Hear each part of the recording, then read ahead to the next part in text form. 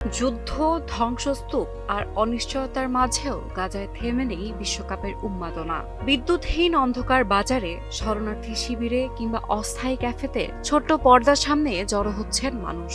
সুযোগ পেলেই দেখছেন প্রিয় দল আর তারকাদের খেলা। মিশর ও বেলজিয়ামের ম্যাচ ঘিরে ছিল বাড়তি আগ্রহ, অনেকেরই প্রিয় ফুটবলার মোহাম্মদ সালাহ। ম্যাচ ড্র হলেও কমেনি উচ্ছ্বাস, তবে আনন্দের সঙ্গে মিশে আছে কষ্ট।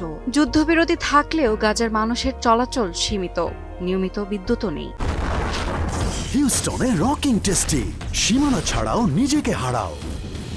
অনেকের আক্ষেপ, জীবনে কি কোনোদিন স্টেডিয়ামে বসে বিশ্বকাপ দেখা হবে? তবু ফুটবল তাদের কাছেই শুধু খেলা নয়, কিছুটা সময়ের জন্য হলেও বাস্তবতা ভুলে থাকার একটা সুযোগ। দক্ষিণ গাজার সৈকতে তরুণেরা খালি পায়ে খেলছেন নিজেদের ছোট্ট বিশ্বকাপ। যুদ্ধ অনেক কিছু কেড়ে নিয়েছে, কিন্তু ফুটবলের প্রতি ভালোবাসা নয়। সঞ্জনা রুদিশি, বাংলা নিউজ 24।